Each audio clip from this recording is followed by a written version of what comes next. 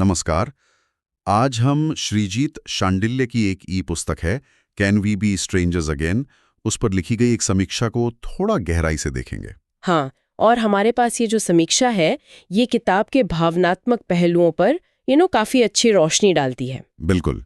तो हमारा आज का मकसद यही है कि इस समीक्षा के जरिए समझें कि भाई किताब असल में क्या कह रही है, उसका स्टाइल कैसा है और पढ़ने वालों पर इसका कैसा असर हो सकता है। सही। समीक्षा तो ये कहती है कि ये बस एक लव स्टोरी नहीं है, मतलब ये प्यार, फिर बिछोह और फिर खुद को संभालने की पूरी एक भावात्मक यात्रा है।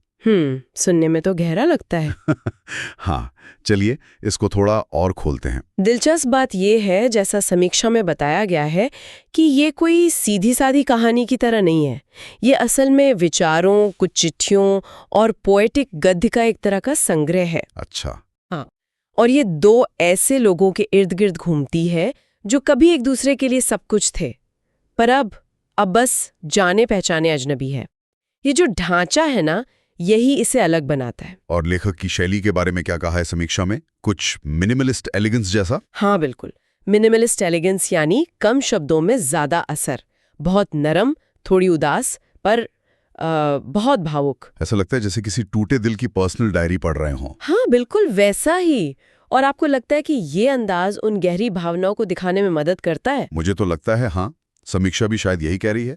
ये जो सादगी है ना, शायद इसीलिए असरदार है, क्योंकि ये पाठक को जगह देती है कि वो अपनी फीलिंग्स, अपने अनुभव उसमें जोड़ सके। सही कहा। समीक्षा के हिसाब से इसमें जो उलझन, पछतावा, वो चाहत, फिर स्वीकृति जैसी भावनाएं हैं, वो इतनी यूनिवर्सल हैं कि पाठक तुरंत जुड़ जाता है। खासकर वो लोग जिन्होंने रिश्तों को बदलते देखा है ना। बिल्कुल। कहानी से ज्यादा यहाँ भावनाओं पर जोर है, और यही इसकी खासियत है। ये बात तो है। अच्छा, समीक्षा में एक और बड़ी दिलचस्प बात है कि ये किताब बहुत छोटी है, शायद 1 घंटे में पढ़ी जा सकती है। हाँ, ऐसा ही कुछ। लेकिन इसका असर कई दिनों तक रहता है। ये कैसे होता है? समीक्षा इशारा करती है कि इसका राज शायद उन यादगार लाइनों में है जो सीधे दिल को छूती हैं। जैसे? कोई उदाहरण है? हाँ, जैसे वो लिखती हैं, हमारा साथ हमेशा के लिए नहीं था, पर हमें महसूस करना था। या फिर तुम बिना चेतावनी के चले गए, पर तुम्हारी यादें नहीं गई। ओह वाह। हाँ, ये छोटी पर बहुत गहरी बातें हैं। ये पाठक के मन में कहीं अटक जाती हैं। कम शब्दों में बहुत कुछ कहने वाली बात है। ये भावनात्मक बोझ को हल्का नहीं करती, बल्कि उसे महसूस कराती हैं। बिल्कुल। लेकिन क्या समीक्षा में कुछ कमजोरियों का भी जिक्र है? क्योंकि हर चीज परफेक्ट तो नहीं होती। नहीं, बिल्कुल नहीं। और समीक्षा इस मामले में ईमानदार है। वो कुछ कमियों की तरफ भी इशारा करती है। जैसे कि एक तो ये कि कुछ हिस्सों में शायद इमोशनल दोहराव सा महसूस हो, मतलब भावनाएं बार बार आती सी लगें। ओके। हो सकता है ये उस भावनात्मक फेज का हिस्सा हो, पर कुछ पढ़ने वालों को शायद ये थोड़ा खटके। और दूसरी बात, क्योंकि सारा फोकस भावनाओं पर है, तो किरदारों की बैक स्टोरी या उनका डेवलपमेंट, उस पर ज्यादा विस्तार नहीं है। अच्छा, तो मतलब ये हुआ कि अगर कोई पाठक एक कसी हुई कहानी ढूंढ रहा है या डिटेल्ड कैरेक्टर स्टडी चाहता है, तो शायद ये किताब उसके लिए उतनी ना हो। हाँ, समीक्षा कुछ ऐसा ही सुझाव देती है।